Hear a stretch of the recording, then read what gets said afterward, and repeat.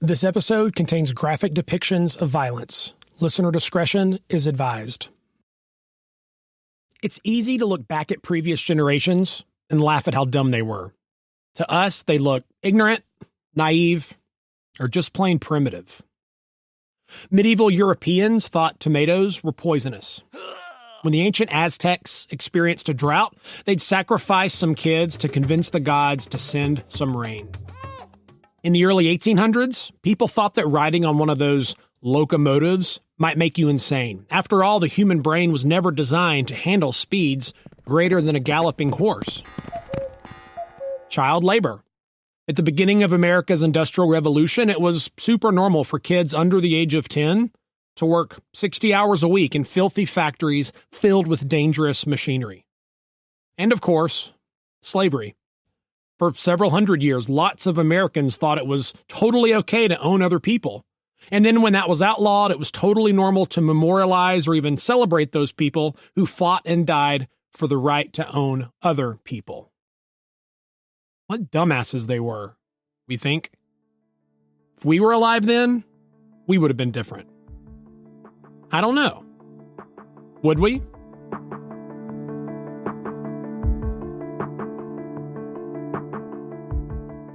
Have you ever freaked out after discovering an embarrassing photo of yourself on the internet? That happened to me a few years ago. This is how it all went down. For some reason, I decided to look through all my tagged photos on Facebook. I got on Facebook in 2005 when it was still pretty new. So on this day when I freaked out, I was scrolling through 10 plus years of tagged photos. I scrolled and scrolled. It started in my late 20s, then my mid 20s, then my early 20s. As I went back in time, I got younger and my face got skinnier. I eventually reached the college version of myself, a tall, pencil-thin, brown-headed kid from Alabama. I noticed a photo album from an event I'd attended in college. I'd posted it right when I got on Facebook in 2005. The album was labeled Halloween Date Party 2004.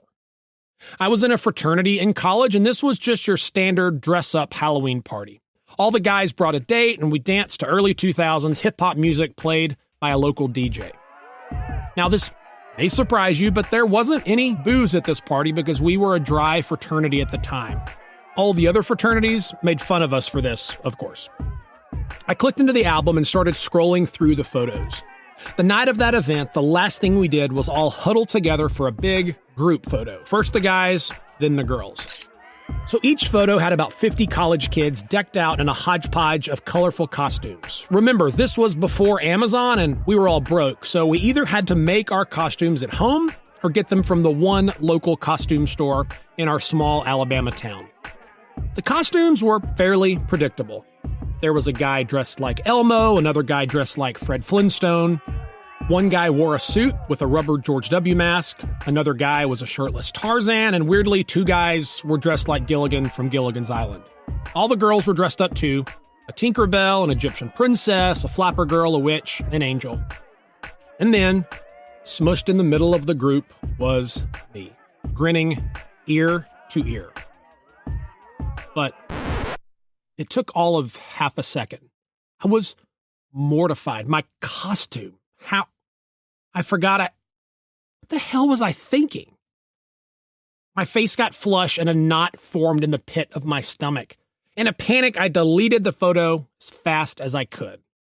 There were others. I deleted those as well. But then it hit me.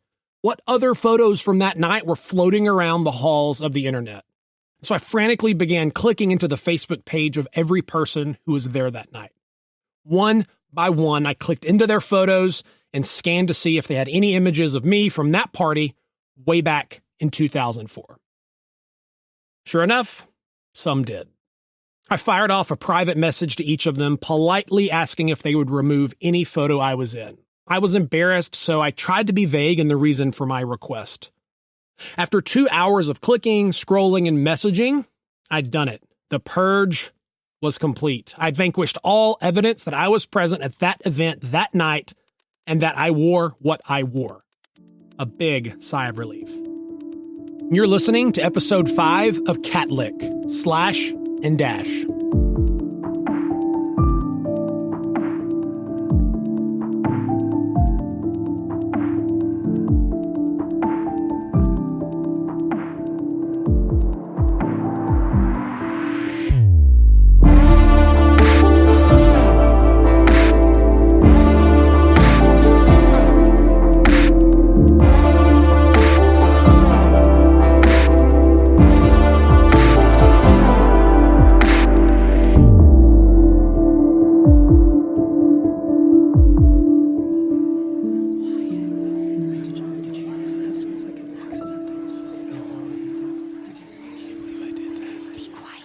So here we are. It's the summer of 1911, and the city of Atlanta is finally accepting the reality that there is a madman on the loose.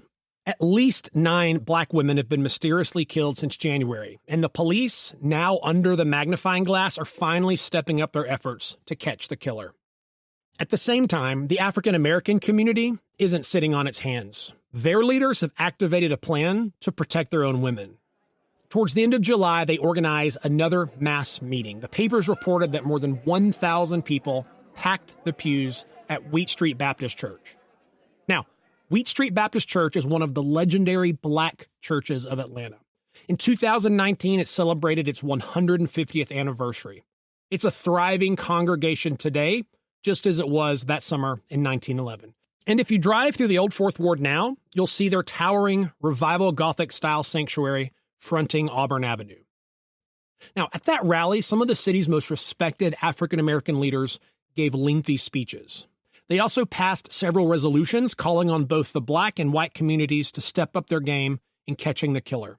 They railed against the Ripper murders, but also against the other vices afflicting their community: booze, saloons, loose living.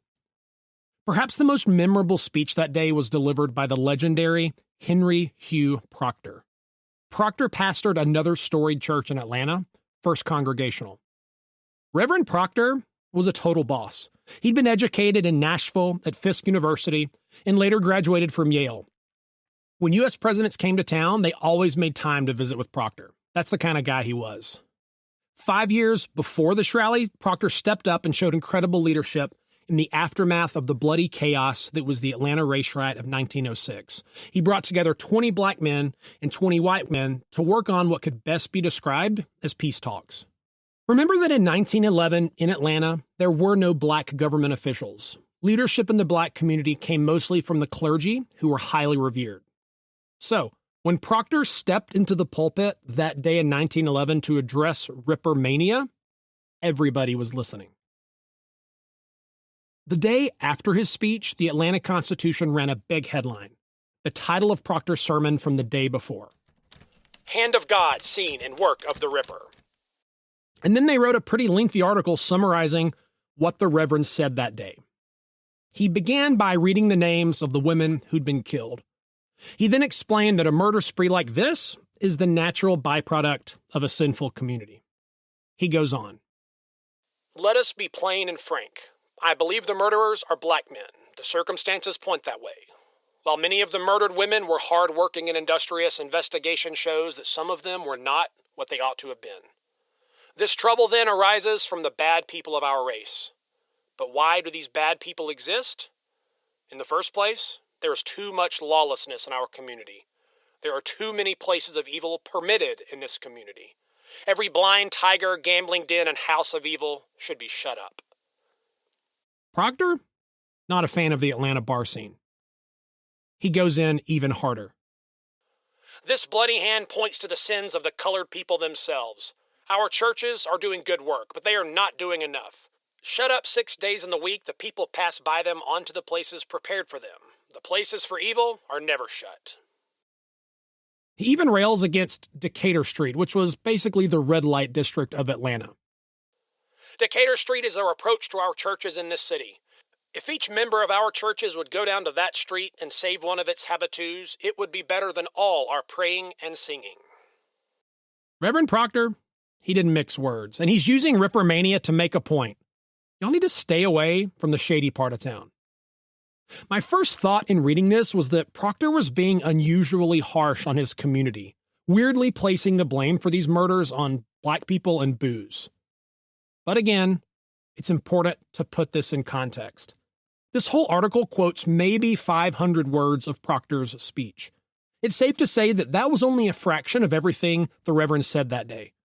And again, I'm going to keep saying this because it's so important to remember. These articles are being written by white men for a white audience. The writer of this Constitution article got to selectively choose which portions of the speech to put into print.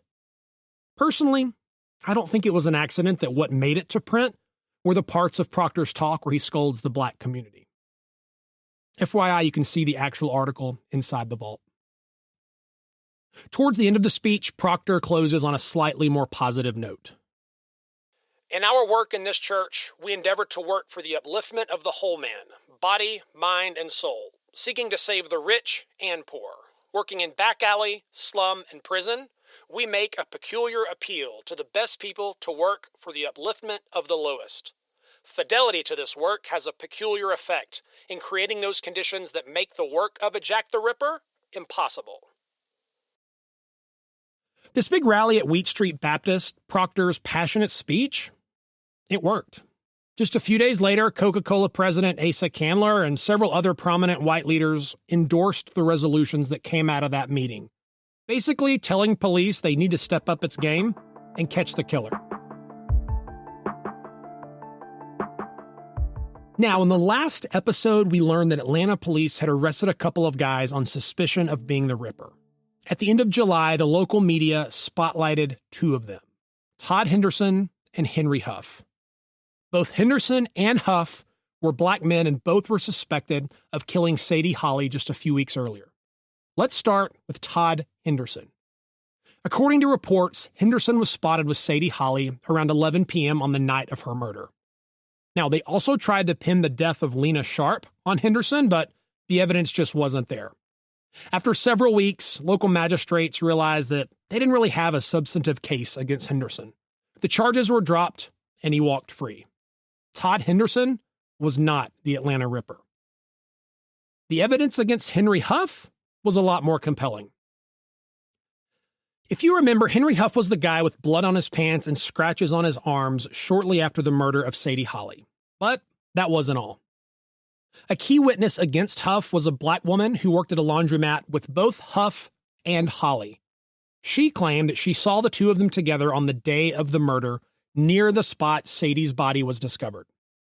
To make matters worse for Huff, a black cab driver came forward saying that on the day Sadie Holly was murdered, he'd driven both Huff and Holly to a rural spot south of the city. He said they argued the whole time in the back of his cab, and that after he let them out, he heard a woman scream as he drove away. Now, these stories don't really add up to me, but it's clear that the case against Huff looks pretty strong. That Henry Huff was behind bars did nothing to settle the nerves of Atlanta's black community. The papers reported several incidents which give us an insight into the paranoia that was setting in. One paper reported an incident in which 300 black people became convinced that some guy in their neighborhood was the Ripper. They allegedly chased the guy for a mile and trapped him at the end of an alley off Auburn Avenue. They start threatening to kill the guy until, miraculously, the Atlanta police intervene and save him from the mob. At least that's how the papers reported it. Another curious incident happened in a little community called Ackworth. Ackworth is about 30 miles north of Atlanta today, which means that back then it would have been nothing more than a tiny farming town, far away from the big city of Atlanta. A paper reports on what happened there. Jack the Ripper in Ackworth. The colored population of Ackworth has been greatly disturbed for the past week over the wild rumors that Jack the Ripper is in Ackworth. He has been reported seen by several Negroes nearly every night, and nearly all the Negroes are keeping indoors after dark. A great many are sitting up nights with their doors and windows barricaded and heavily armed. The local police are unable to get any tangible evidence as to the actual whereabouts of the reported desperado. After reading this, my first instinct was to write this off as just Ripper rumors spreading to a small town and triggering some local hysteria. But what if it wasn't? What if the Ripper actually camped out in Ackworth for a few days and these people were in fact seeing a guy lurking in the trees? Consider this. This article, the one I just read, was published on August 21st, which was during a mysterious pause in Ripper murders in Atlanta. Also, there was a railroad that ran between Atlanta and Ackworth. When you plot the Ripper's Atlanta murders on a map, you see that most of the bodies were found near rail lines. So it's not a stretch here to think that the Ripper may have been using Atlanta's vast rail network to snake around the city and commit his crimes. And maybe those travels took him to Ackworth for a few days. Now, let me add one final piece of evidence to this theory of the Ripper as a highly mobile, train-hopping killer. In my research, I stumbled upon a really strange and obscure story out of Bristol, Tennessee. Bristol is a long way from Atlanta, about 300 miles. There was an obscure article posted in April of 1911 with the headline, "Officers Hunt for Negro Jack the Ripper." Keep in mind, this was about a month before any of the Atlanta papers were talking about a Ripper in Atlanta. So it's not like these smaller papers were just copying the language of the larger Atlanta papers. As the story goes, a black man broke into the home of a white family in the middle of the night. He slashes the throats and faces of the husband and wife with a razor mounted on a big stick. Next, he moves to the bedroom of a 10-year-old boy who was sleeping nearby. He slashes him as well. Amazingly, all 3 victims survived. Now, this is where it gets interesting. The wife described the attacker as, quote, rather tall and slender, probably weighing a little over 150 pounds, and being of a mulatto tinge. He wore a broad-brimmed, low-crowned slouch hat and a brown suit of clothes, end quote. Did you catch that? Tall, slender, broad-brimmed hat. Furthermore, there was a young woman, a Miss Pritchett, who lived with the family as well. The article speculated that the motive for the break-in was to assault Miss Pritchett and that the attacker had likely spotted her that night around 10 p.m. as she walked home from a meeting. The article said police were scouring the countryside looking for the assailant and that, quote, lynching fever was high, end quote. So, was there a rail line running through the tiny town of Bristol that connected it to Atlanta? Yep.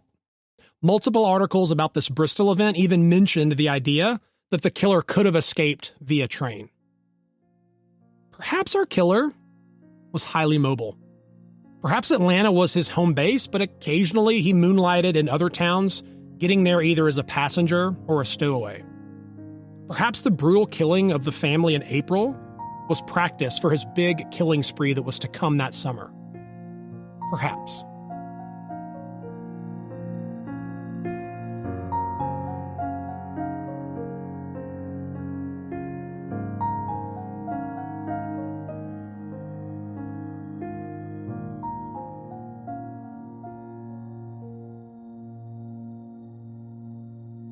It's now August in our story, and the Atlanta jails are, according to one paper, full of malefactors.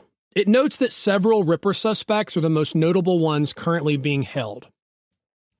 It mentions that Judge Roan and Solicitor General Hugh Dorsey were slowly working through the very heavy caseload. Now, these are 2 names you're going to want to remember. However, the city official who got the most press around this time was a guy by the last name of Broyles. The papers mostly just referred to him as Recorder Broyles. A recorder was sort of like a municipal clerk who worked closely with the local courts. He had a lot of power over how and when cases were handled. This Broyles guy wasn't shy, and he was always eager to speak with reporters. They quoted him a lot, and I suspect that's because he was basically a juicy quote machine. When Ripper Mania was at its peak, this is what he had to say. There is no such thing in Atlanta as a Negro Jack the Ripper. I am satisfied that every one of the Negro women slain recently in Atlanta were murdered by a different man. There are at least 1,000 Negro men in Atlanta today who stand ready to cut the throats of their wives at the slightest provocation. According to Broyles, it's simple. The reason we haven't caught this guy is because it isn't a guy. It's lots of guys. This town is just filled with bloodthirsty black men looking for any excuse to hack their wives' heads off. What an ass. The article continues. As to the fact that most of the Negro women victims have been slain on a Saturday night, Judge Broyles said this was simply because Saturday is the Negro's big night, the time when he tanks up and when he is more likely to get jealous or angry and desire to avenge his wrongs by spilling blood. Shockingly, he didn't stop there. Shortly after these statements appeared in the paper, there was another article with a crazy quote from Broyles. In this one, from the Georgian, he comments on 2 black women who'd recently gotten into a fight. I don't know what is going to become of the Negroes. It seems that every Negro arrested is armed with a razor or a knife and is threatening or attempting to cut off the head of some other Negro. It looks as though they have set about to exterminate the race in Atlanta.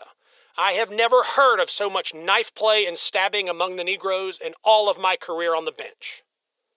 Remember, This guy is a city official whose job is to be a beacon of impartial jurisprudence. And yet here he is ranting and raving to a reporter characterizing all black people as violent psychopaths. Sheesh. Of course, today psychologists have a name for this phenomenon: confirmation bias. And it's basically the idea that humans are always on the lookout for evidence that confirms what they already believe. If you believe your favorite football team is going to have a killer season, you latch on to every positive report out of training camp as proof. If you hate cats, you'll latch on to every bad cat story out there. They're standoffish, they scratch up your furniture, they shed everywhere. And if you believe black people are just naturally violent, you'll fixate on every story of black violence as proof that you're right. Reports of white people committing violent crimes, you'll barely notice them. To me, Recorder Broyles is Exhibit A of confirmation bias. And if I was a black man charged with a crime in Atlanta, he's the absolute last person I'd want to see staring at me from across the courtroom.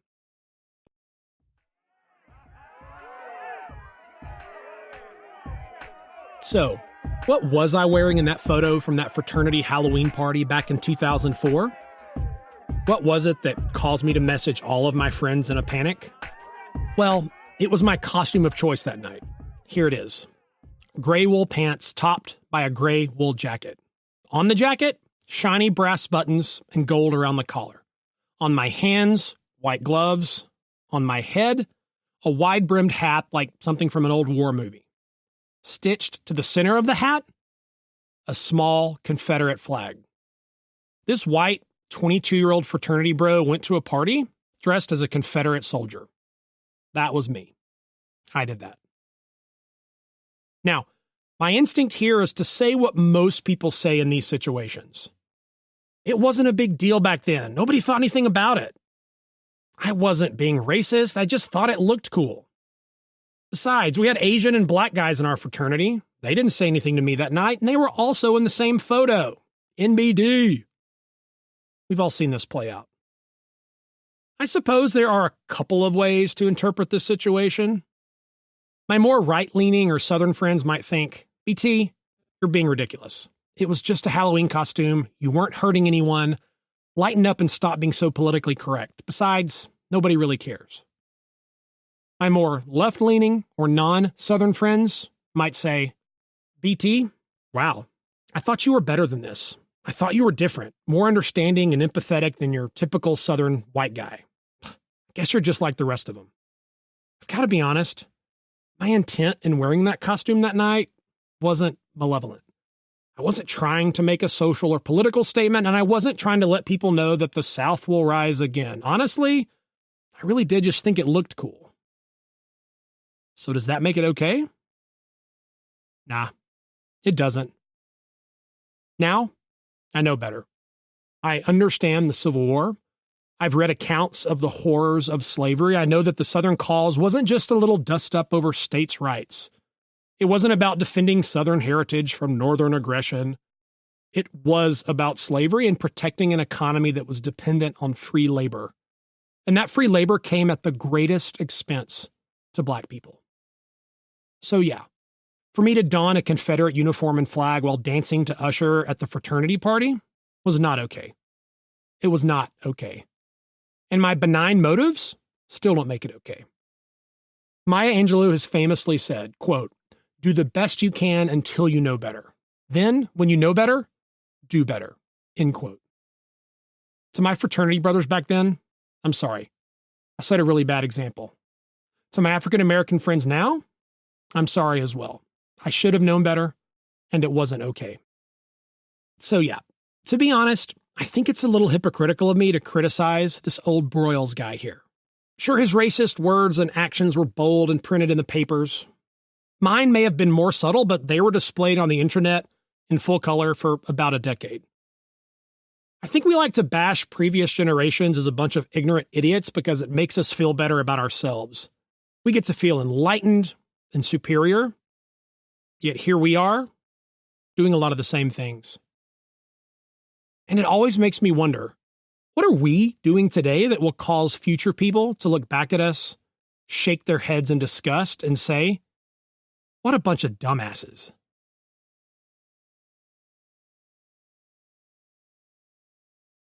In the fall of 1911, one of Atlanta's most spectacular hotels opened to the public, the Georgian Terrace. Side note, this hotel still stands in Atlanta today, and if you go see a show at the Fox Theater, it's the one directly across the street. In 1911, the 10-story tall Georgian Terrace opened its doors with a bang. The grand opening was a fashionable affair that attracted Atlanta's most notable socialites: doctors, lawyers, government officials, business owners, journalists, and more. On opening night, more than 5,000 people attended, coming to mix, mingle, and gawk at the $500,000 Parisian-style hotel situated on Atlanta's posh Peachtree Street. The hotel was decorated with palms, crystal glasses of roses, and window coverings of French gray and burgundy. An authentic Spanish orchestra, decked out in brightly colored costumes, played throughout the night, as elegant women in oversized hats and sequined dresses toasted champagne while sharing gossip about Atlanta high society. Men in neatly tailored tuxedos huddled in the hotel's various restaurants and gardens while puffing on cigars and gossiping about business news. The local papers noted that the party lasted well past midnight. While Atlanta's elite were welcoming this new icon of luxury, the rest of the city welcomed a new wave of death. After the killing of Sadie Holly in mid-July, there were no other Ripper-like murders for the rest of that month and all of August. But that calm was broken September the 1st. Ripper victim found dead at dawn. This woman was, headline, found near the Seaboard rail line. Mary Ann Duncan was a 20-year-old black woman. Her throat had been slashed, but mysteriously, there was very little blood around the body, leading detectives to believe that the woman had been killed elsewhere and then transported to this rural spot. The Constitution also noted eerily that, like Sadie Holly, this woman's shoes were missing. October 17th, the Ripper strikes again. Ellen Maddox had just left her job as a cook at a home in Inman Park when she was hit from behind with what papers called a heavy bludgeon. She was attacked near the stoveworks. FYI, this is the third attack in the vicinity of Atlanta's popular Krog Street Market, which was developed in the footprint of the old stoveworks. The papers noted that Ellen was savagely beaten with a blunt object, to the point where her face was barely recognizable. Strangely, her throat was not cut, and she survived the attack. She was hospitalized at Grady Hospital in serious condition, where she told detectives she never saw who hit her. October 23rd, yet another victim. Headline: Ripper at work again. New victim is found. The body of Eva Florence was found in a field in the neighborhood of Pittsburgh. Her throat had been cut, and she bore the signs of having been beaten across her entire body. She was walking home alone from work when she was attacked, and it was a Saturday night. Now, up until this point, the Ripper's pattern of violence had been pretty consistent. A single devastating blow to the head, followed by the cutting of the throat. But these two newest victims, this was new. These attacks were marked by a more prolonged, more savage beating before death occurred. Was the Ripper getting more bold, more violent in his attacks? And if so, why? As autumn brought cooler temperatures to Atlanta and October turned to November, yet another woman was found dead. The papers ran a big photo of about 1,000 people gathered beneath a tree, the spot where Minnie Wise met her demise on the night of November the 11th. It was a Saturday. Predictably, the young black woman had been knocked in the head, dragged for some distance, and throat cut. Like the others, her body was found in a field. The location was noted as Conley Street and Atlanta Avenue, just a bit southwest of Atlanta's Grant Park. The murder was unique, and the papers were quick to point that out. The woman's shoes were cut from her feet. Additionally, the right finger of the Wise woman was hacked off at the middle joint. The police are frankly at a loss to explain the mutilation. It appeared that the Ripper was adding to his collection of trophies. After the murder of Minnie Wise, the Atlanta chief of police is convinced. There is, in fact, a single Ripper on the loose. The Georgian quoted him on November the 11th. "The many crimes of this murderer and their remarkable similarity convince me that he is a murder maniac," said Chief Beavers. "He may be perfectly sane on all other subjects, but insane on the question of taking human life, the lives of women. This is true in many cases of insanity. A person may be crazy on one particular thing and yet sane in every other way. If we ever catch this murderer, I am satisfied we will find a remarkable person, whoever he may be. From a close study of the several murders, I believe he is afflicted with a thirst for blood and simply has a mania for satisfying this thirst by taking the lives of Negro women." Well, there you have it. The Atlanta chief of police is finally on record saying that the Ripper is more than a rumor. He's a real-life nightmare walking amongst the good citizens of Atlanta. And by November, this monster has attacked or killed 13 women in the same sinister way. At this point, we have more questions than answers. Henry Huff is behind bars. But if he's the killer, why do women keep on dying?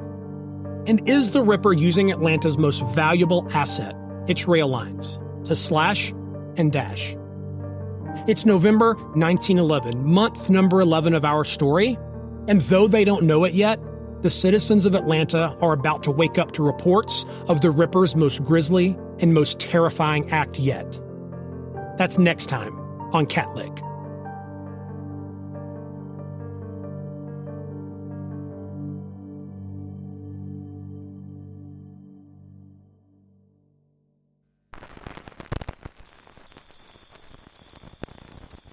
CATLICK is recorded in Atlanta's historic Cabbagetown neighborhood.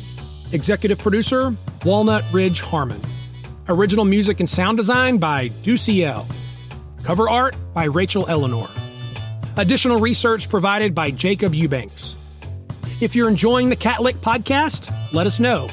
We'd love to read your review on Apple Podcasts or wherever you listen to podcasts. Also, we have a brand new half-lick waiting for all you Vault subscribers. Did you know that in August of 1911, while the Ripper was terrorizing Atlanta, the world's most famous painting was stolen by an Italian thief? It's true. Hear the wild tale of the greatest art theft of the 20th century and get all the visuals that go along with this episode inside the CATLICK Vault. To subscribe, just go to catlick.com and click on Vault. That's catlick.com. CATLICK is independently written and produced by me, B.T. Harmon. And I'd like to remind you to save old buildings, build bike lanes, and vote for public transit. We'll see you in the next episode.